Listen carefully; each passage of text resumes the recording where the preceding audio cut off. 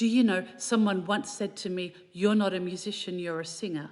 And I think, well, I can't repeat what I thought. But let me say, I didn't agree, and no singer will. I had this fascinating conversation recently with a colleague who is a singer and composer about voices and whether voices are just one more instrument. She'd been having a conversation. This sounds like juicy gossip, doesn't it? She'd been having a conversation with another composer, and they were agreeing voices are equal instruments to any other and should be treated thusly. And I know what they were getting at. Voices are as good as any other instrument, as virtuosic, as sophisticated, and as difficult to play. And we need to take voice writing seriously. However, voices are different in some really fundamental ways to every other instrument. Think about this.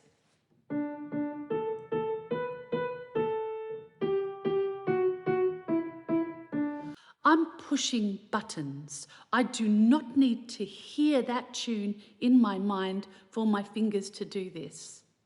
However, I don't get to do that with my vocal cords. To sing a tune, your brain, whether you're aware of it or not, hears the tune in your head. It sends instructions to your vocal cords. The vocal cords line themselves up correctly. Out comes the pitch. It goes back into your ears, back to your brain for evaluation, adjustment, and so the process goes on. But you are hearing the song in your mind. You are audiating whether you know it or not. How's your audiation? Let's go, let's go.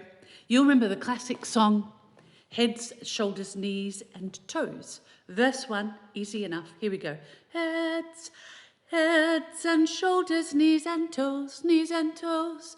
Heads and shoulders, knees and toes, knees and toes. And where are they? Eyes and ears and mouth and nose.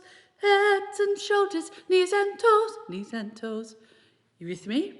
All right, now we're going to take toes. I'm not going to sing it out loud. We're just going to put it on our lips. So toes, we won't hear it. See if you can do it. Heads and shoulders, knees and heads and shoulders, knees and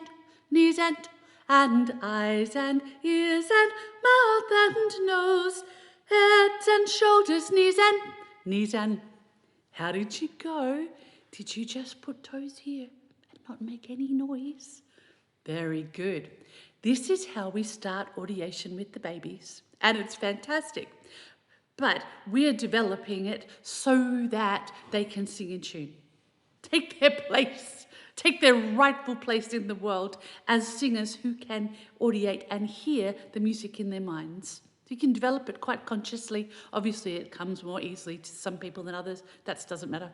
Now, what this means for us as composers. Our melodic lines for singers need to be memorable and summon-upable. So, here we go. How to write for a singer for audiation. Look at this. Down goes the lid. Away. If you're writing from, you've got your software, sounds beautiful. Oh, I love that. Yeah, but can you sing it? Can you go over to the kitchen, do a load of dishes, sing it from memory? And if you can't, maybe revise it so you can. I don't mean you've got to be a virtuosic singer and maybe you don't sing it if you're not a singer as well as the person you're composing it for. Duh. I'm saying, is it memorable? Can you bring the whole thing to your own mind? Because you rely on audiation of your singers for them to be able to sing your work. So if you're not writing for audiation, you're not writing good vocal music.